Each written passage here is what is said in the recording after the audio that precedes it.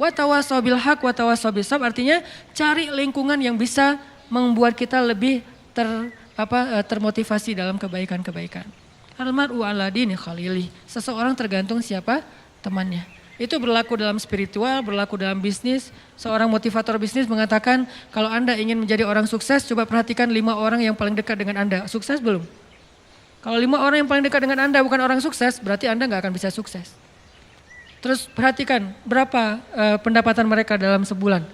Kali 5 bagi 5 rata-rata. Maka segitulah pendapatan Anda, itu kata seorang motivator bisnis. Artinya tetap dalam motivasi bisnis aja, teman itu sangat mempengaruhi diri kita, kesuksesan kita. Kalau kita pengen sukses di kampus, berteman dengan 5 orang yang sukses di kampus. Pengen sukses dalam pernikahan, berteman dengan orang yang 5 nikah muda. Insya Allah nikah muda. Kalau 5-5-nya sama-sama Jovisa, ya wajar lah kita sampai sekarang masih. Teman lo siapa? Itu yang lagi ngahulang di pojok situ, kenapa? Habis diputusin, oh ya. Yang kedua, gak bisa move on.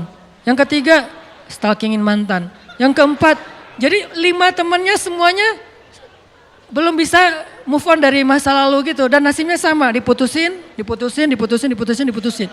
Gak ada yang nyambung gitu ya. Berarti ya wajar. Perhatikan siapa teman kita. Intermezzo doang. Intinya adalah, tapi serius ya. Intinya adalah dalam amal soleh juga kayak gitu teman-teman.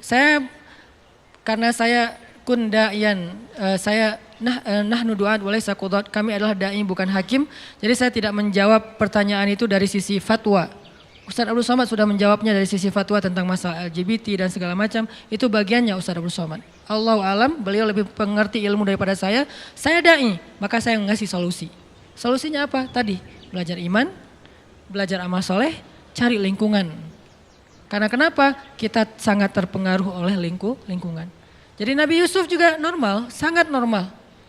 Istrinya Nabi Lut normal. Kalau nggak normal nggak nikah sama Nabi Lut dong. Kan normal kan, berarti istrinya Nabi Lut, bukan istrinya cewek mana gitu. Enggak kan ya? Jadi dia nikah dengan laki-laki, berarti normal dong istri Nabi Lut. Terus masalahnya apa? Dia kayak mendukung orang yang punya ujian. Saya nggak nyebut dengan bahasa lain, saya lebih suka menyebutnya dengan ujian. Karena semua kita diuji, ada yang diuji dengan sifat kikir. Ustadz, saya tuh insya Allah kalau tahajud rajin. Kalau duha, alhamdulillah. Tapi kalau sedekah kenapa ya? Agak-agak berhitung gitu Ustadz. Kayak susah banget mau ngetik angkanya gitu Ustadz. Kalau bisa 0 semua gitu. Nolnya sih banyak tapi gak ada angka satunya kan sama aja ya. 0 semua. Kayak susah banget mau ngasih. Ada orang kayak gitu teman-teman. Ada yang kebalikan. Ustadz, saya tuh emang kalau insya Allah kalau sedekah saya jor-joran gitu. Tapi kalau disuruh puasa sunnah kayak berat banget Ustadz. Boleh gak Ustadz puasa Ramadan saya pakai qadha aja, saya pakai fidyah aja. Gak apa-apa, fikih fidyahnya berapa Ustadz? Sekian genggam beras, saya kasih 1 ton deh. Gak bisa. Jadi ada orang yang diuji dengan sifat kikir, ada yang diuji dengan sifat males, ada yang diuji dengan sifat baperan, suka cemburu yang berlebihan, suka curiga yang berlebihan dengan pasangannya. Kita setiap hari harus live Sherlock ya. Lo kemana aja gitu kan ketahuan gitu kan ya. Kayak super duper gitu kan. Terlalu posesif misalnya. Itu kan ujian ya. Ujian kalau laki-laki mungkin diuji dengan temperamen. Itu kan masalah dia yang dia harus coba beresin. Ustadz, saya tuh orangnya suka memberi, saya orangnya alhamdulillah tahajud, saya tuh alhamdulillah tilawah. Tapi di jalan gak bisa nahan diri untuk marah. Klakson panjang, terus buka kaca marah-marah keluar, terus langsung nyegat orang di jalan, terus dilabrakin. Kalau perlu dipecahin kacanya dan segala macam lah kayak gitu-gitu. Saya juga pernah kayak gitu soalnya konyol. Udah gitu saya taubat nasuha deh. Kenapa? Melototin orang pas dibuka, Ustadz, gak jadi, pergi aja. Udah melototin gak jadi gitu kan, malu banget ya. Nah, jadi akhirnya tobat, gak mau lagi kayak gitu sesekali sih masih. Artinya teman-teman itu kan ujian masing-masing orang. Termasuk ada orang yang ujiannya apa? Gak bisa jaga mata. Gak bisa jaga mata. Susah banget gitu. Yang lain dia bisa zikir, astagfirullah, astagfirullah, astagfirullah, subhanallah, subhanallah, subhanallah, subhanallah. Jadi dia tuh kayak lidahnya tuh gampang berzikir tapi matanya tuh susah nunduk gitu. Ngelihatnya ke atas aja kalau di TSB. Kalau di dalam mall ke bawah aja di lantai 2. Jadi kayak ujian dia adalah mata. Ada ujian orang yang lisan. Gak bisa nahan diri dari membicarakan orang lain. Kalau ada teman pasti lo tahu gak mulai tuh. Lo mau dengar gosip yang terbaru nggak? Ini update banget nih. Mulai lagi. Jadi ujian dia di sini. Ada ujian di sini, di perut. Ada juga yang kalau bahasa Nabi itu di antara perut dengan lutut. Ujiannya adalah hawa nafsunya. Semua orang dikasih ujian oleh Allah untuk dia survive dengan ujian itu. Dan mungkin itulah jalan dia ke surga. Termasuk orang yang tadi ujiannya suka kepada sesama jenis. Itu ujian dia. Saya nggak mau menjudge dengan istilah penyakit atau apa. Itu bagian ustadz yang lain. Buat saya itu ujian buat teman-teman yang punya masalah ini. Coba kita beresin. Bukan dia doang yang punya ujian, kita juga punya, cuman beda. Kalau ujian yang lain misalnya kayak ujiannya tuh susah untuk ngelupain kesalahan orang. Ujiannya tuh susah untuk ngobatin sakit hati. Ujiannya itu kayak susah khusyuk dalam sholat. Asal udah sholat, asal udah takbir, banyak ide. Allahu Akbar. Oh iya benar tuh. Jadi asal udah takbir dapat banyak ide gitu. Jadi kayak kalau dia udah mentok, gua sholat pura-pura. Bisa pas itu dapat ide gitu. Pas pura-pura gak keluar ide. Oh harus beneran ternyata, wudhu beneran, Allahu Akbar. Tuh kan dapat ide beneran ya.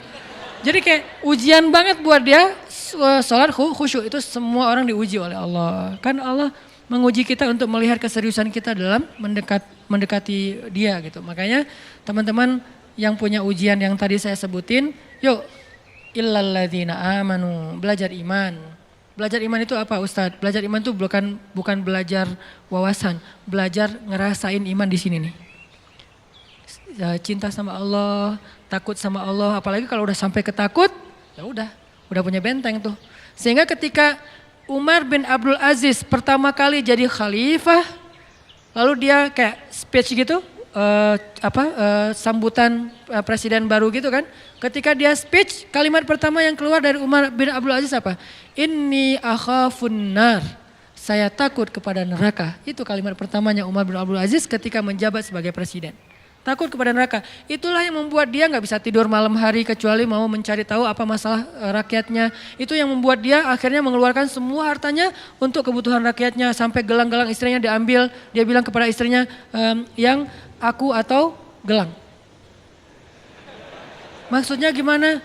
Kalau kamu pilih aku, maka berikan gelang itu untuk rakyat. Kalau kamu pilih gelang, maka aku tinggalkan kamu secara baik-baik, kita jalan sendiri-sendiri. Kayak gitu Umar bin Abdul Aziz.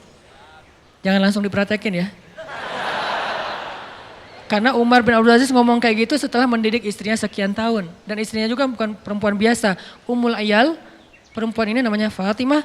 Itu juga anak raja, orang hebat banget, soleha banget. Makanya Umar bin Abdul Aziz tahu lah level istrinya. Sehingga dia bilang, yang gelang atau aku.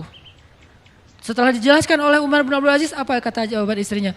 Wahai Umar bin Abdul Aziz, yang bukan cuman gelang, dunia dan seisinya kalau kamu minta aku berikan selama Allah ridho kepadaku. Itulah istri yang soleha. Berdoalah semoga kita diberikan makmum seperti istri Umar bin Aziz. Tapi kitanya harus jadi Umar bin Abdul Aziz. Jangan yang gelang atau aku, buat apa? Mau beli motor baru. Gak benar ya. Mau beli apa misalnya kayak kebutuhan kayak hawa nafsu kita doang. Jangan. Artinya itulah mereka, karena takut kepada Allah ketahan dari berbuat dosa. Umar bin Khattab juga kayak gitu, karena takut kepada Allah hanya gara-gara salah ngomong ke seorang nenek-nenek yang beragama Nasrani, itu kepikiran gak bisa tidur malam. Ada nenek-nenek datang ke Umar bin Khattab bilang, ya Amirul Mukminin, udah jadi Amirul Mukminin, presiden. Ya Amirul Mukminin, saya ini nenek-nenek yang punya banyak utang. Nenek-nenek punya banyak utang, gak sanggup bayar. Boleh nggak saya minta tolong dari Baitul Mal supaya saya bisa bayar hutang. Buat apa hutangnya Nek, kok banyak banget? Nenek kolektor barang-barang antik? Bukan. Saya itu hutang karena nggak punya keluarga yang menafkahi saya sehingga saya berhutang udah numpuk sekarang.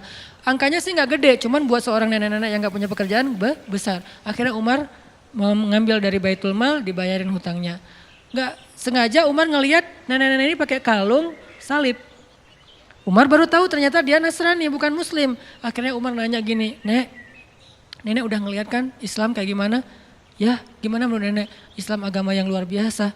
Kamu adalah seorang pemimpin yang adil. Saya respect banget dengan agama kamu. Nek, kenapa nenek gak masuk Islam? Ngomong gitu. Ya saya udah tua, udah gak sanggup mikir yang kayak gitu-gitu terlalu berat buat saya. Buat dia tuh ideologi itu berat. perdebatan mana yang benar mana yang salah berat. Ya udah, oh ya udah, pulang aja Umar. Sampai di rumah Umar kepikiran, astagfirullah ya Allah, apakah saya memaksa nenek itu masuk Islam gara-gara adegan tadi? Gimana nih kalau gitu memaksa berarti saya udah melanggar ayat la ikraha fiddin. Tidak boleh memaksa dalam urusan agama. Astagfirullah ya Allah, maafin saya nggak ada maksud, nggak sengaja. Lama dia kepikiran, malam nggak bisa tidur, bolak-balik nggak bisa tidur. Sampai ditanya sama istrinya Umar, Atikah, ya Umar kenapa kamu nggak bisa tidur? Ya Allah ampuni saya. Dia nggak mau ngomong sama istrinya semalaman. Kenapa? Takut sama Allah. Besok dia datang kepada seorang sahabat yang paling bijaksana, Ali bin Abi Thalib.